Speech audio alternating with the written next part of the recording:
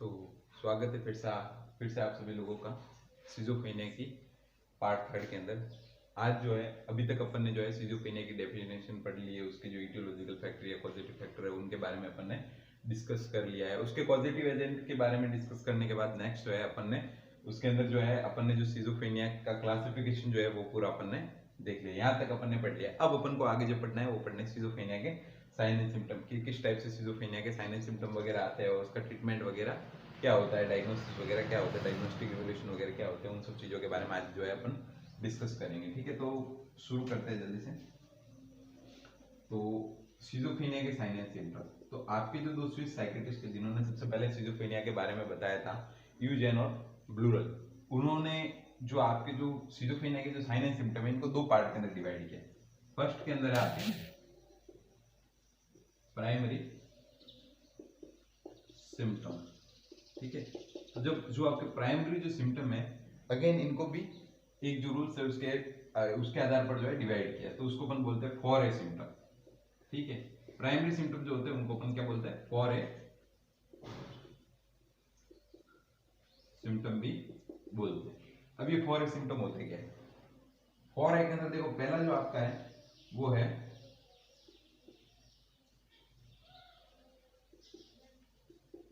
Associative disturbances, B आपका है autism, सी आपका है अफेक्टिव डिस्टरबेंसेस, और डी जो आपका है वो है आपका एम्बिवेलेंस।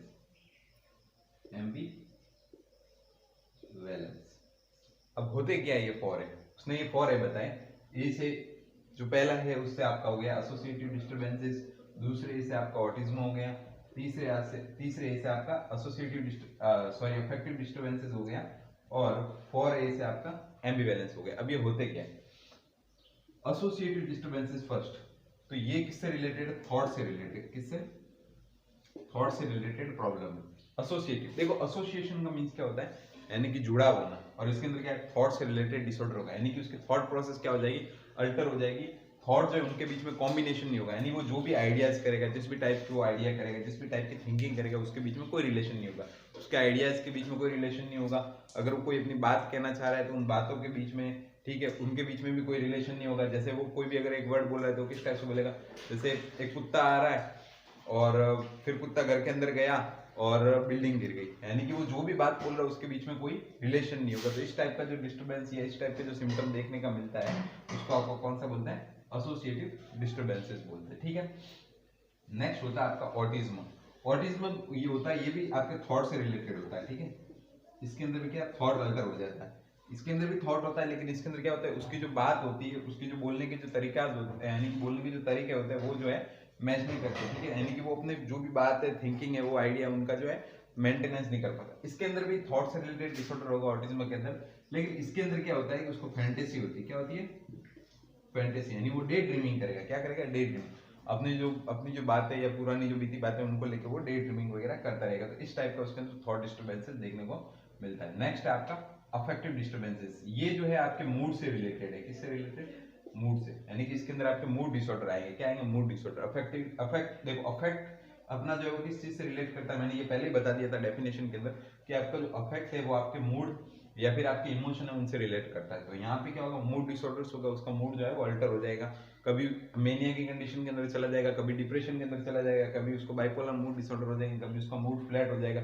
इस टाइप की कंडीशन जो है अफेक्टिव डिस्टर्बेंसेस के अंदर देखने को मिलती है। इसके अंदर ये आपका अफेक्टिव डिस्टर्बेंसेस वाला साइन होता है।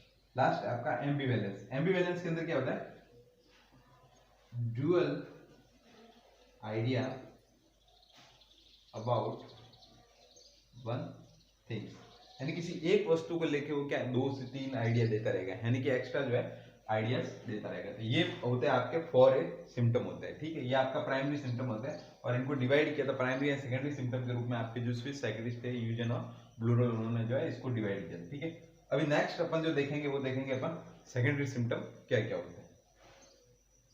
अब नेक्स्ट जो है अपन ने प्राइमरी सिम्टम के बारे में पढ़ लिया है, अब अपन नेक्स्ट पढ़ेंगे सेकेंडरी सिम्टम क्या क्या होते हैं। ठीक है, तो प्राइमरी सिम्टम के अंदर अभी अपन ने क्या पढ़ा कि 4A साइन जो है वो आते हैं, ठीक है। अब नेक्स्ट है आपके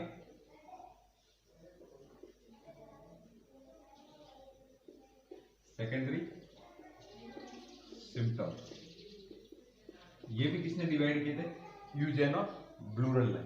सेकेंडरी सिम्टम के अंदर क्या बताया था कि एक तो क्या होगा आपका परसेप्शन जो है, परसेप्शन से रिलेटेड क्या होगा, डिस्टरबेंसेस हो गए। क्या हो गए, डिस्टरबेंसेस। किससे रिलेटेड, फर्स्ट आपके परसेप्शन से रिलेटेड डिस्टरबेंसेस हो गए। यानी कि उसने सेकेंडरी सिम्टम के अंदर फर्स्ट बताया आपके परसेप्शन से रिलेटेड डिस्टरबेंसेस हो गए। इसके अंदर क्या आएगा आपका, एक तो आ जाएगा आपका हेलुसिनेशंस और एक आ जाएगा आपका इल्यूजन। यानी जो भी पर्सन होगा उसको क्या होगा, पेशेंट को क्या होगा, इल्यूजन्स हो गए और हेलुसिनेशंस हो गए। हेलुसिनेशंस के अंदर भी बहुत से टाइप के, जैसे आपके ऑडिटरी होगा, ठीक है, टैक्टाइल होगा, ठीक है, ये सारे आप मोस्ट विजुअल वगैरह ये सब हेलुसिनेशन जो है उसके अंदर देखने को मिलते हैं। अब हेलुसिनेशंस क्या होता है कि हेलुसिनेशंस के अंदर क्या होता है, इस डिस्टर्बेंसेस के अंदर क्या होता है, ये हेलुसिनेशंस और इल्यूजन जो है वो आपके परसेप्शन से रिलेटेड डिसऑर्डर है, ठीक है। यानी कि जो भी उसको चीज परसीव होती है या तो वो गलत परसीव होती है या वहां पे वो प्रेजेंट नहीं होती। अब सबसे पहले आपका हेलुसिनेशंस क्या होता है, तो हेलुसिनेशंस के अंदर क्या होता है कि ऑब्जेक्ट जो है वो प्रेजेंट नहीं होता है, लेकिन फिर भी जो पेशेंट है उसको क्या करता है, परसीव करता है। यानी वहां पे कोई भी वस्तु नहीं है लेकिन फिर भी उसको वो क्या फील करेगा, जैसे वहां पे कोई है, जैसे कोई पर्सन है वो कहीं से निकल रहा है, रोड से निकल रहा है और उस टाइम उसको ऐसा फील हो रहा है अभी उसको किसी ने टच किया या उसको किसी ने पीछे से आवाज लगाई, लेकिन रियल में वहां पे कोई ऑब्जेक्ट प्रेजेंट नहीं होता। उस कंडीशन को अपन हेलुसिनेशंस बोलते हैं। और इल्यूजन का मींस होता है कि ऑब्जेक्ट तो प्रेजेंट है लेकिन उसको क्या करना, गलत परसीव करना। जैसे कोई रात के अंधेरे में जैसे कोई रस्सी होती है तो उसको क्या साफ समझ लेना, तो वो होता है आपका इल्यूजन होता है, ठीक है। तो परसेप्शन रिलेटेड डिसऑर्डर होते होंगे। और दूसरा होगा आपका थॉट डिस्टर्बेंसेस।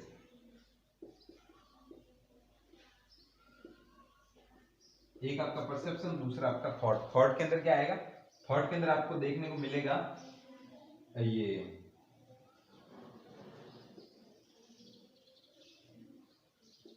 थॉट के अंदर जो है वो पेशेंट के अंदर जो है डिल्यूजन की कंडीशन अपन को देखने को मिलेगी, ठीक है। डिल्यूजन की, डिल्यूजन जो होता है वो आपका थॉट रिलेटेड डिसऑर्डर होता है। और इसके अंदर भी कौन कौन सा मिलेगा, एक तो परसिक्यूशन, डिल्यूजन ऑफ परसिक्यूशन, और दूसरा होगा डिल्यूजन ऑफ ग्रैंडियोस या डिल्यूजन ऑफ ग्रैंडियोसिटी, ठीक है। अब डिल्यूजन क्या होता है, डिल्यूजन के अंदर क्या होता है, इसके अंदर थॉट रिलेटेड डिसऑर्डर होता है या थॉट डिस्टर्बेंसेस हो जाता है, इसको अपन थॉट रिलेटेड डिसऑर्डर भी बोलते हैं। सो क्यों थॉट रिलेटेड बोलते हैं, क्योंकि इसके अंदर जो पर्सन होता है वो एक्चुअल में वहां पे हो क्या रहा होता है और उस चीज को क्या करता है, उसके बारे में गलत सोच रहा होता है। यानी उसकी थिंकिंग होती है, थॉट होता है, वो क्या होता है, गलत मैसेज देता है या गलत परसीव करता है। जैसे देखो दो लोग हैं, अब इस डिसऑर्डर के साथ जो पर्सन होता है वो क्या सोचता है कि जैसे दो लोग बैठे और वो दो लोग आपस में बात कर रहे हैं, तो वो क्या सोचेगा कि ये जो दो लोग हैं वो उसकी या तो बुराई कर रहे हैं या उसको मारने की प्लानिंग कर रहे हैं। अगर वो कहीं से निकल रहा है और कोई उसके पीछे चल रहा है तो वो क्या सोचेगा, ये मेरे को मारना चाहता है या ये मेरा पीछा कर रहा है। अगर वो कहीं पर गया, कोई इसको कॉफी चाय ऑफर करता है तो वो क्या सोचता है, इसके अंदर किसी ने मेरे को मारने के लिए जहर मिला दिया। इस टाइप के जो अब डिस्टर्बेंसेस अपन को मिलते हैं या डिसऑर्डर मिलता है उसको अपन डिल्यूजन्स बोलते हैं, ठीक है। और इसके अंदर परसिक्यूशन का मीन्स क्या होता है कि जैसे कोई ऐसा सोचता है कि कोई मेरे को मारना चाहता है, कोई मेरे बारे में गलत बात कर रहा है, कोई मेरा पीछा कर रहा है, तो उसको तो अपन बोलते हैं डिल्यूजन ऑफ परसिक्यूशन। और डिल्यूजन ऑफ ग्रैंडियोसिटी के अंदर क्या होता है कि उस टाइम जो पर्सन होता है वो अपने फाल्स आइडियाज, यानी कि अपने या तो अपना फेलियर हो सकता है किसी भी रीजन के कारण या उसका हाई सोशियो इकोनॉमिक स्टेटस हो सकता है, उन चीजों के कारण वो क्या करता है कि अपने आप को बहुत बड़ा बताता है। यानी कि वो इस टाइप से सोचता रहता है, जैसे बैठा है तो सोचेगा कि टीवी में कोई न्यूज चल रही है और उसमें लोग मेरा नाम ले रहे हैं, या क्रिकेट का मैच चल रहा है मैं वहां पे खेल रहा हूँ, यानी कि खुद को बहुत बड़ा बताएगा, ठीक है। इस टाइप का जो थॉट डिस्टर्बेंसेस होता है उसको हम क्या बोल रहे हैं, डिवीजन ऑफ ग्रैंडियोसिटी बोलते हैं। तो ये देखने को मिलेंगे। इसके अलावा जो है उसके अंदर बहुत और भी बहुत सी चीजें होती है, ठीक है। जैसे उसके अंदर अपन बोल सकते हैं कि जैसे इको ले लिया, इकोप्रेक्सिया की कंडीशन देखने को मिलती है। वो क्या है, किसी वर्ड को रिपीट करता रहता है, जैसे अपन बोलते हैं वैसे वैसे वो भी रिपीट करता है, अपन कोई एक्टिविटी रिपीट करते हैं उनको भी रिपीट करता है, ठीक है। स्पीच रिलेटेड डिसऑर्डर भी इसके अंदर देखने को मिलते हैं। इसके अलावा मेन जो है इसके अंदर वो होगा अल्टर सेल्फ हाइजीन। खुद की हाइजीन क्या है, मेंटेन नहीं कर पाएगा तो उसकी सेल्फ हाइजीन मेंटेन हो जाती है, जो अपन को मोस्ट ऑफ देखने को मिलती है इसके अंदर। एक तो अनडिफरेंशिएटेड के अंदर और एक आपका जो है हेबरफेनिक जो सिजोफ्रेनिया होता है उसके अंदर देखने को मिलती है, क्योंकि उसके अंदर डिसऑर्गेनाइजेशन हो जाता है पेशेंट का, तो वो एक जगह पे टिक नहीं पाता और अपने आप को इधर से उधर घूमता रहता है। तो ये कंडीशन उसके अंदर मोस्ट ऑफ देखने को मिलती है। एक और क्या होगा, अटेंशन डेफिशिएट हो जाएगा, अटेंशन किसी चीज पे जो है वो अटेंशन नहीं कर पाएगा। तो ये मेन जो सिम्टम है ये जो है देखने को मिलते हैं। तो फर्स्ट 4 साइन जो थे वो आपके प्राइमरी सिम्टम थे, और सेकेंडरी सिम्टम के अंदर क्या आ जाता है, परसेप्शन डिस्टर्बेंसेस ज्यादा था, जिसके अंदर आपका हेलुसिनेशंस और इल्यूजन, थॉट के अंदर आपका डिल्यूजन आ जाएगा। और इसके अलावा अदर के अंदर देखें तो अदर के अंदर बहुत से होते हैं, वैसे मेन इंपॉर्टेंट यही है, एक तो स्पीच से रिलेटेड होता है, इसके अलावा सेल्फ हाइजीन जो है उसकी अल्टर हो जाएगी पेशेंट की, और उसको अटेंशन जो है डेफिसिट हो जाएगा, या अटेंशन डेफिसिट सिंड्रोम होगा, उसका अटेंशन किसी भी एक चीज पे या एक चीज पे वो फोकस नहीं कर पाएगा, क्योंकि वो इधर से उधर घूमता रहेगा। ठीक है, अब सिम्टम के बाद नेक्स्ट जो चीज अपन डिस्कस करेंगे वो है इसके डायग्नोस्टिक इवैल्यूएशन। तो यहीं पे मैं आपको बता देता हूं इसका जो डायग्नोस्टिक इवैल्यूएशन है, डायग्नोस्टिक इवैल्यूएशन के अंदर सबसे पहले जो अपन करेंगे वो history collection, physical examination, normal से सारी चीजें करेंगे। इसके बाद जो करेंगे वो करेंगे मेंटल स्टेटस एग्जामिनेशन, एमएससी करेंगे पेशेंट का। अपन कंडीशन फाइंड करने के लिए क्या करेंगे, एमएससी करेंगे, और एमएससी के अकॉर्डिंग उसकी जो स्कोरिंग वगैरह है वो अपन करेंगे। इसके अलावा और अपन को फाइंड करना है तो अपन क्या कर सकते हैं, टू चेक या टू असेस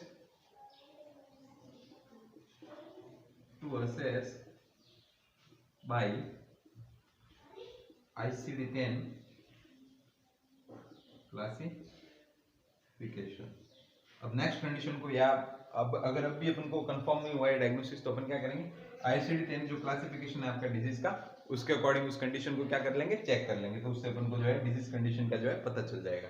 और इसके अलावा जैसे और भी होता है, किसी के अंदर ब्रेन ट्यूमर भी होता है, किसी के अंदर जो है आपका इंट्राक्रेनियल प्रेशर वगैरह बढ़ा हुआ होता है, तो ऐसे जो पेशेंट होते हैं उनको अपन सीटी स्कैन वगैरह रिकमेंडेड कर सकते हैं। ठीक है, वो जो है साइकेट्रिस्ट या आपका जो फिजिशियन अगर वो रिकमेंडेड करता है या उसको असिस्ट करता है तो उनके ऊपर डिपेंडेड होता है। लेकिन साइकेट्रिक के अकॉर्डिंग जो है मेन जो डायग्नोस्टिक इवैल्यूएशन होगी वो यही होगी, एक तो उसका मेंटल स्टेटस एग्जामिनेशन करेंगे, और ICD-10 क्लासिफिकेशन के अकॉर्डिंग उसकी कंडीशन को असेस करेंगे, जिससे अपन को जो भी है इसकी सिजोफ्रेनिया या कौन सी डिजीज है उसका कंफर्म डायग्नोसिस हो जाएगा। ठीक है, अब नेक्स्ट जो पढ़ेंगे वो इसकी ट्रीटमेंट के बारे में पढ़ेंगे कि इसका ट्रीटमेंट अपन किस टाइप से कर सकते हैं। अब नेक्स्ट जो है वो अपन सिजोफ्रेनिया की जो है ट्रीटमेंट के बारे में डिस्कस करेंगे। ठीक है, तो अब आते हैं अपन ट्रीटमेंट। तो ट्रीटमेंट के अंदर जो है फर्स्ट जो है अपन जो ड्रग थेरेपी देंगे सिजोफ्रेनिया के अंदर, उस ड्रग थेरेपी के अंदर कौन सी ड्रग देंगे, आप जो है आप बोल सकते हो आपका फार्माकोलॉजिकल जो मैनेजमेंट होगा उसके अंदर आप कौन सी ड्रग दोगे। इसके अंदर जो ड्रग देंगे वो अपन देंगे एंटी साइकोटिक ड्रग जो है वो पेशेंट को प्रोवाइड करवाएंगे। और इसके अंदर भी कौन सी फर्स्ट जो देंगे वो देंगे क्लोरप्रोमाजाइन जो ड्रग है वो अपन प्रोवाइड कराएंगे। और इसका जो डोज होगा वो 300 से 1500 mg पर डे ओरली होगा। और इसके अलावा जो नेक्स्ट ड्रग अपन जो देंगे वो देंगे हेलोपेरिडोल। इसके अलावा जो नेक्स्ट ड्रग अपन जो देंगे वो देंगे हेलोपेरिडोल। और हेलोपेरिडोल का जो डोज होगा वो होगा 5 to 100 mg per day orally. तो ये मेन अपन जो है एंटीसाइकोटिक ड्रग जो है पेशेंट को प्रोवाइड करवाएंगे। इसके अलावा नेक्स्ट जो है अपन क्या प्रोवाइड करवाएंगे, साइकोथेरेपी। इसके अलावा नेक्स्ट अपन क्या प्रोवाइड करेंगे, साइकोथेरेपी जो है वो पेशेंट को प्रोवाइड करवाएंगे। अब साइकोथेरेपी के अंदर जो अपन जो चीजें प्रोवाइड करवाएंगे साइकोथेरेपी के अंदर, तो साइकोथेरेपी के अंदर जो चीजें होगी वो होगी फर्स्ट जो आपके जो साइकोथेरेपी के अंदर जो चीज होगी, यानी कि जो आप ट्रीटमेंट होगा, जैसे आप पेशेंट को जो है बिहेवियर अल्टर हो जाएगा, ठीक है, तो आप उसको बिहेवियर थेरेपी भी दे सकते हो, बिहेवियर थेरेपी दोगे। इसके अलावा जो है अगर वो ग्रुप के अंदर कोऑर्डिनेट नहीं कर रहा है, फैमिली के अंदर सेट नहीं हो रहा है, तो आप ग्रुप थेरेपी दे दो, ठीक है। इसके अलावा फैमिली थेरेपी, मेलू थेरेपी, सारी थेरेपी इसको प्रोवाइड करवानी है, बट मेन जो आपको बिहेवियर थेरेपी वगैरह ये प्रोवाइड करवानी है।